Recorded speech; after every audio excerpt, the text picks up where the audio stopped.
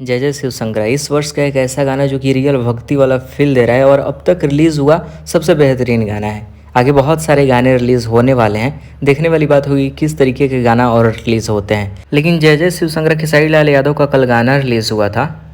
एक दिन में 5 लाख, मात्र 5 लाख व्यूज़ मिला है। आखिरकार क्यों? गाना सुनने पे एक अलग लेवल का फील, म्यूज़िक का माल का, गायकी एक अलग लेवल प्रियंका सिंह का, मतलब सब चीज़ इतना बेहतरीन होने के बावजूद भी गाना आखिरकार उतना अच्छा परफॉर्मेंस क्यों नहीं किया। इस वीडियो में इन्हीं सब चीज़ों को देखेंगे। उससे पहले वीडियो को लाइक कीजिएगा, चैनल को सब्सक्राइब नहीं किया तो कर लीजिए ताकि ऐसा ही अपडेट सबसे पहले आपके पास पहुंचे। देखिए कल खेसारी लाल यादव का एक गाना रिलीज़ हुआ जय जय शिव शंकर। क्या कमाल का गाना है, बहुत ही बेहतरीन गाना है, भक्ति वाला रियल फील दे रहा है।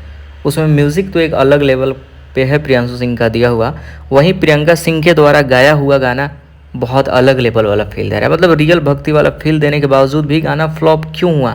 फ्लॉप ही कहेंगे क्योंकि जिस तरीके से इस गाने का परफॉर्मेंस है, एक दिन में 2 मिलियन एटलीस्ट व्यूज़ मिलना ही चाहिए, लेकिन सिर्फ 5 लाख व्यूज़ मिला है। आखिरकार क्यों? सबसे बड़ा रीज़न रोज़ रोज़ गाना रिलीज़ करने की वजह से।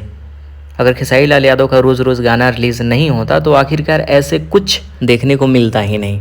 अश्लील या रोज़ रोज़ गाना रिलीज़ करने की वजह से एक अच्छा गाना कैसे दबा, बेस्ट एग्जाम्पल इस गाने को आप सब देख सकते हैं। वैसे आप सबकी क्या राय है? आप सब इस गाने को सुने, कैसा लगा अपनी राय कमेंट सेक्शन में ज़रूर लिखिएगा। चैनल को सब्सक्राइब कीजिए, वीडियो को लाइक कीजिए। मिलते हैं किसी और अपडेट के साथ।